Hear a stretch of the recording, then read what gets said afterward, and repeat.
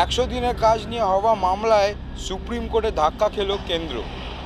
হাইকোর্টেরই সিদ্ধান্তে বহাল রাখল শীর্ষ আদালত এবং বকেয়া টাকাও কেন্দ্রকে রাজ্যকে দিতে হবে, এই সিদ্ধান্তই নিল সুপ্রিম কোর্ট। এই বিষয়ে সাধারণ মানুষেরা কি বলছে, তাদের বক্তব্য কি এই বিষয় নিয়ে, আসুন জেনে নিই।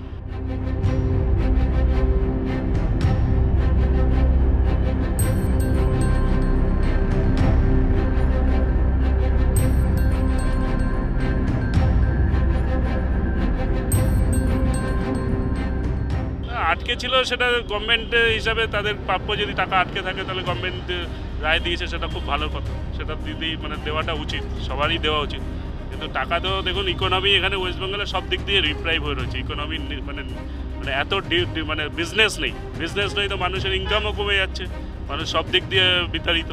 টাকা আটকে রেখেছিল তার হয়তো নিশ্চয়ই কোনো গ্রাউন্ড থাকতে পারে, আবার দুর্নীতি একেবারে হচ্ছে না তাও নয়। আর কাজ হলে দুর্নীতির বাদ দিয়ে খানিকটা কাজ তো নিশ্চয়ই হয়, এই আর কি। কিছু কাজ হয় একদম গরিব মানুষ, প্রান্তিক মানুষ যাদের, তাদের খানিকটা লাভ নিশ্চয়ই হয়, নয় নিশ্চয়ই হয়, এই আর কি। সুপ্রিম কোর্টে এই যে জয়লাভ করেছে, এটাতে সত্যি রাজ্যের প্রাপ্য সেটা দেওয়ার কিছু উচিত।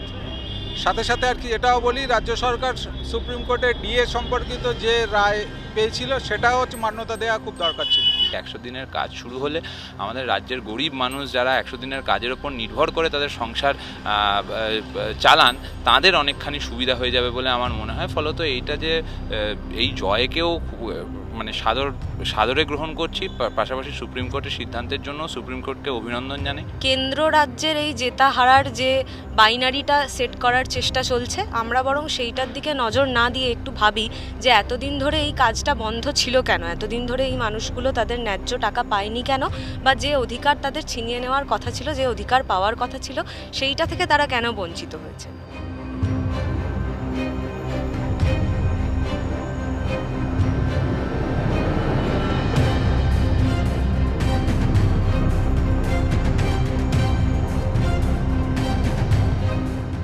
এই যে 100 দিনের কাজ, যেটা পশ্চিমবঙ্গের অর্থনীতির যে মূল পরিকাঠামো কৃষিকাজ, এই 100 দিনের কাজ বিভিন্ন জায়গাকার পুকুর কাটা, নতুন রাস্তা সংস্কার থেকে শুরু করে, যেগুলো সেমি আরবান গ্রাম পঞ্চায়েত আছে, ড্রেন পরিষ্কার থেকে শুরু করে কনজারভেন্সির যে সার্ভিস, বাড়ি বাড়ি নোংরা, এগুলো MGNRG-এর 100 দিনের কাজের টাকার মধ্যে দিয়ে আমরা খুব স্মুথলি ব্যবহার করতে পারতাম।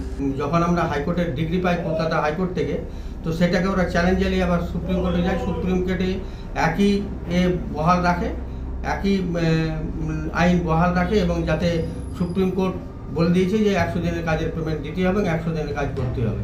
2022 সাল থেকে এই প্রকল্পটি বন্ধ করে দিয়েছিল।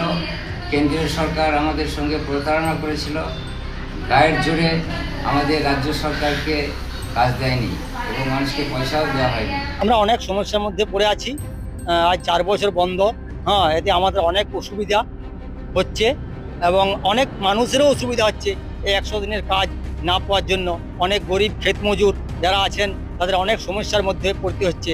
এই কাজের ফলে আমাদের যে গ্রামীণ ডেভেলপমেন্ট এবং আমাদের যে গ্রামীণ এলাকায় যে উন্নয়ন হয়, সেটার জন্য অনেক লোক এই কাজ না পাওয়ার জন্য পরিবেশ হিসেবে বাইরে কাজ করতে চলে যাচ্ছে, এবং এই কাজের জন্য আমাদের ট্যাক্সনের যে কাজের টাকা এবং সেটা এলাকায় ডেভেলপমেন্ট অনেক আটকে যাচ্ছে এবং কেন্দ্রীয় থেকে অন্যায়ভাবে আটকে রেখেছে। এতে অনেক সুবিধা হবে। সাধারণ মানুষ দীর্ঘ 4 বছর 100 দিনের কোনো কাজ পায়নি, কেন্দ্র সরকার আটকে রেখেছিল 4 বছর ধরে। ওদের ছোট ছোট জিনিস, যে কাজগুলো হয়তো পঞ্চায়েত সমিতি বা পঞ্চায়েত থেকে করা যাচ্ছে না, সেগুলো 100 দিনের কাজের মাধ্যমে তা পূরণ করা যাবে এবং এতে সাধারণ মানুষ খুবই উপকৃত পাবে।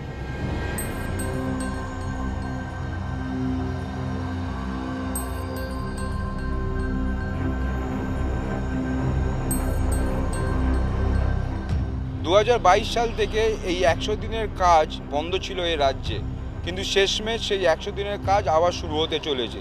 কারণ ইতিমধ্যে সুপ্রিম কোর্ট রায় দিয়ে দিয়েছে যে কেন্দ্রকে তার যে রাজ্যের যে বকেয়া টাকা, সে টাকা ফেরত দিতে হবে, পাশাপাশি এই যে 100 দিনের কাজ, সেই 100 দিনের কাজও চালু করতে হবে। এবং এই সিদ্ধান্তকেই সাধারণ মানুষেরা খুবই খুশি, কারণ এই সিদ্ধান্ততে তারা বলছেন যারা গরিব মানুষ, যারা এই 100 দিনের কাজে নির্ভর ছিল, তাদের চিন্তা বিষয়টা অনেকটাই মিটল।